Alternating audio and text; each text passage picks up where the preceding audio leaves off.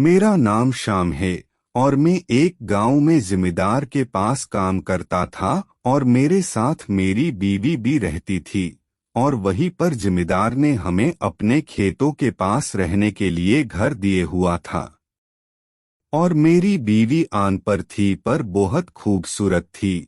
और एक दिन मैं रात को खेतों में काम कर रहा था, तभी मैं घर वापस ही जा रहा था, तो मैंने जो देखा उससे देखकर तो मेरे होश ही उड़ गए।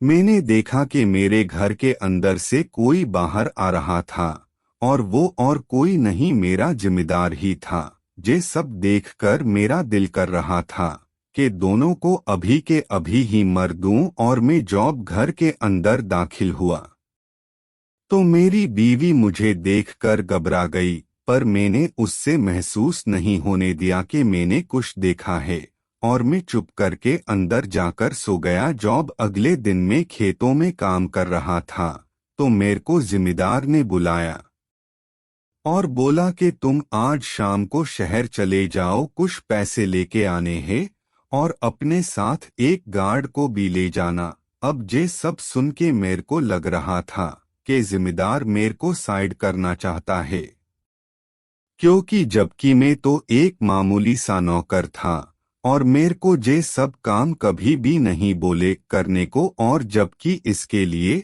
और आदमी है। तभी उस शाम में और गार्ड जा रहे थे, तो मैंने रास्ते में गार्ड को बोला कि घर पे मेरे को कुछ काम है और मेरी बीवी भी अकेली है। उसने बोला मुझे जाओ, तुम सुबह आ जाना।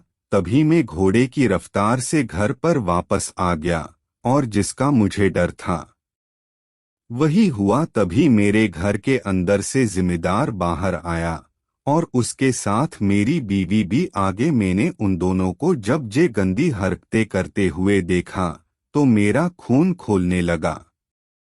तभी वो दोनों एक दूसरे के साथ नहाने लगे और अंदर चले गए। तभी मैंने घर के अंदर जाकर वह पर छुप गया और जिम्मेदार के बाहर आने की वेट कर रहा था।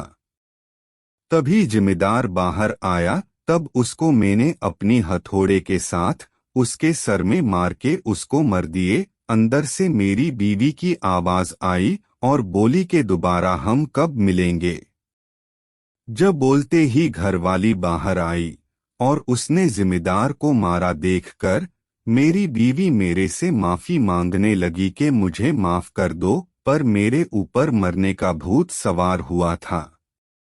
और मैंने उसे बोला कि तुम भी जिम्मेदार के पास जाओ, और मैंने दोनों को मारकर नदी में फेंक दिया और जल्दी जल्दी वापस गार्ड के पास चला गया, और वह जाकर सो गया।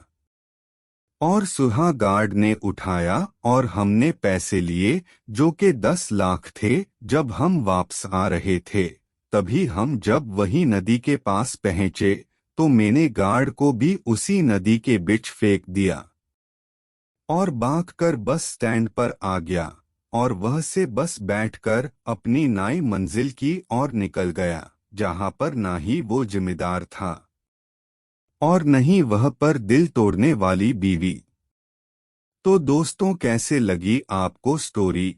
हमें कमेंट करके बताएं, और स्टोरी को लाइक और शेयर भी कर दे। और नई नई स्टोरीज सुनने के लिए चैनल को सब्सक्राइब और बेल आइकन पर ऑल पर क्लिक कर लो।